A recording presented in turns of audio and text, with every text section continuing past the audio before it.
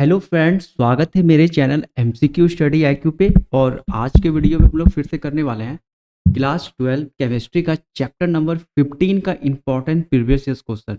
बच्चों 14 चैप्टर 14 तक का मैंने सारा का सारा करवा दिया आपको प्रीवियस ईयर क्वेश्चन। अब चैप्टर 15 और 16 बचा है। तो ये जो चैप्टर 15 है, चैप्टर 14 इसके पहले जो बताए हैं, ये सब चैप्टर आपको छोड़ना नहीं है क्योंकि बहुत सिंपल है। एक ही टाइप का सवाल हर बार जो आपके बिहार बोर्ड के एग्जाम में रिपीट करता है। तो ये सब चैप्टर को बच्चों छोड़ना नहीं है। ये सब अंत का चैप्टर है जो कि बहुत ही ज़्यादा जो आसान है और बहुत ही ज़्यादा इंपॉर्टेंट है। तो चैप्टर 15 करने वाले हैं बच्चों। जितना प्रीवियस ईयर पूछा है 2024 तक वो सारा करवा देंगे। नाम चैप्टर का क्या है? बहुलक। नाम याद रखना है, बहुलक। इंग्लिश में इसे बोलते हैं पॉलीमर। तो ये इंपॉर्टेंट है। 2024 में इस चैप्टर से 3 मार्क्स का आपको क्वेश्चन पूछा गया है। 2023 में इस चैप्टर से 4 मार्क्स का आपको क्वेश्चन पूछा गया। तो ऑन एवरेज बच्चों 3 नंबर का क्वेश्चन आपको 2025 के एग्जाम में देखने को मिलेगा। और जो बच्चे 2026 में भी एग्जाम देने वाले हैं, तो ये वाला वीडियो बच्चों देखो, काफ़ी इंपॉर्टेंट है। ये सब आपको जो है ये इस चैप्टर से बहुत ही सिंपल आपको क्वेश्चन पूछा जाता है। ठीक है, तो फर्स्ट क्वेश्चन करते हैं। फर्स्ट क्वेश्चन हमारा क्या कर रहा है? बहुत सारे बच्चे अभी तक यहाँ नहीं पहुँचे होंगे क्योंकि हम ये सब प्रीवियस ईयर्स पहले करवा दे रहे हैं। उसके बाद इंपॉर्टेंट फिर से रिवाइज करवाएंगे, इंपॉर्टेंट क्वेश्चन करवाएंगे 2 नंबर का। तो जो बच्चे यहाँ तक नहीं पहुँचे हैं, एक बार पूरा वीडियो देखो अच्छे से, आपको पता चल जाएगा कि कैसा क्वेश्चन पूछा जाता है। और 100% बच्चों इस चैप्टर से क्वेश्चन रिपीट मिलेगा आपको। देखना 2024 का में जो है एक क्वेश्चन रिपीट है 2023 का। तो फर्स्ट क्वेश्चन कर रहे हैं, क्या क्या कर रहा है? F2C डबल बॉन्ड, ये ऐसे लिखा हुआ है F2C डबल बॉन्ड CF2 निम्नलिखित में से किसका मोनोमर है? F2C double bond CF2 is the monomer of which of the following. तो ये जो बच्चों आपका मोनोमर होता है, ये होता है टेफ्लॉन का। टेफ्लॉन का ये मोनोमर है। तो आपको याद रखना है, ये सब क्वेश्चन इंपॉर्टेंट है, रिपीट करेगा क्वेश्चन। एक कच्चा पदार्थ जो नायलॉन बनाने में प्रयुक्त होता है। तो ये 2024 का प्रश्न है। A raw material use in making nylon. तो नायलॉन बनाने में कौन सा कच्चा पदार्थ यूज होता है? तो ऑप्शन नंबर बी हो जाएगा यहाँ पे एटीपिक अम्ल। एटीपिक अम्ल हो जाएगा यहाँ पे राइट आंसर। नेचुरल प्राकृतिक रबर निम्नलिखित में से किसका बहुलक है? देखो 2017 में ये प्रश्न पूछा है, 23 में पूछा है, 24 में पूछा है। ठीक है, तो ये आपको सबूत दे रहे हैं कि ये प्रश्न रिपीट कर रहा है।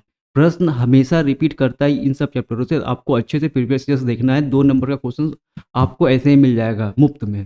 तो नेचुरल प्राकृतिक रबर में किसका बहुलक होता है? Natural rubber is a polymer of which of the following. याद रखना बच्चों, आइसोप्रीन का पॉलीमर होता है। किसका होता है? आइसोप्रीन का।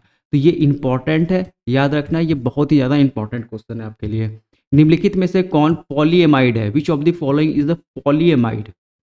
ये 2003 में ये प्रश्न पूछा गया था। तो नायलॉन 66 जो है वो पॉलीएमाइड होता है। ठीक है, नायलॉन 66 हो जाएगा हमारा यहाँ पे राइट आंसर। क्वेश्चन नंबर 5 करते हैं। निम्नलिखित में से कौन ताप दृढ़ प्लास्टिक है? ठीक है, निम्नलिखित में से कौन ताप दृढ़ plastic? Which of the following is the thermosetting plastic. Thermosetting plastic होता है बेकेलाइट, बहुत फेमस है, सिंगल एग्जांपल है, आपको अच्छे से याद रखना है। बेकेलाइट बच्चों होता है थर्मोसीटिंग प्लास्टिक। इंपॉर्टेंट है ये सब क्वेश्चन। आपको ये सब क्वेश्चन को अच्छे से याद रखना है, कम से कम मेमोरी में रखना है कि ये सब क्वेश्चन करवाएं। और अंत अंत तक ये सब क्वेश्चन बच्चों आपको याद करवा देंगे, रटवा देंगे, टेंशन वाली कोई बात नहीं है। लेकिन आपको कम से कम ये सब प्रश्न को अच्छे से दिमाग में बैठा के रखना है।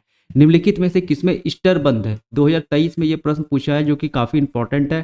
तो ईस्टर बंद बच्चों होता है, आपको ऑप्शन नंबर 1 हो जाएगा टेरिलीन में। टेरिलीन में ईस्टर बंद पाया जाता है। किसमें? टेरिलीन में। सेवन करते हैं प्राकृतिक रबर निम्नलिखित में से किसका बहुलक है? अभी करवाए थे वही वाला प्रश्न। 2024 में भी ये प्रश्न रिपीट किया है, 17 में भी पूछा हुआ है। तो आइसोप्रीन हो जाएगा राइट आंसर। आइसोप्रीन बच्चों जो होता है वो नेचुरल रबर का पॉलीमर होता है। 8 करते हैं। निम्नलिखित में कौन सा प्राकृतिक बहुलक है? बहुत इंपॉर्टेंट प्रश्न है, ये याद रखना है। जो प्रोटीन है, हम लोग जो प्रोटीन खाते हैं, ये प्रोटीन जो होता है बच्चों ये प्राकृतिक बहुलक होता है। ठीक है, ये एक प्रकार का क्या है? पॉलीमर है प्रोटीन। और कैसा पॉलीमर है? तो नेचुरल पॉलीमर है। कार्पोलैक्टम किसका मोनोमर है? ये बताना है, कार्पोलैक्टम किसका मोनोमर है? तो ऑप्शन नंबर ए हो जाएगा यहाँ पर नायलॉन 6 का मोनोमर है कार्पोलैक्टम। इस चैप्टर से 2 नंबर का आपको ये भी पूछा जाता है, लॉन्ग शॉर्ट लघु लघु उत्तरीय प्रश्न। ठीक है, शॉर्ट आंसर टाइप में एक क्वेश्चन आपको 2 नंबर का रहेगा, वो भी हम करवा देंगे अच्छे से।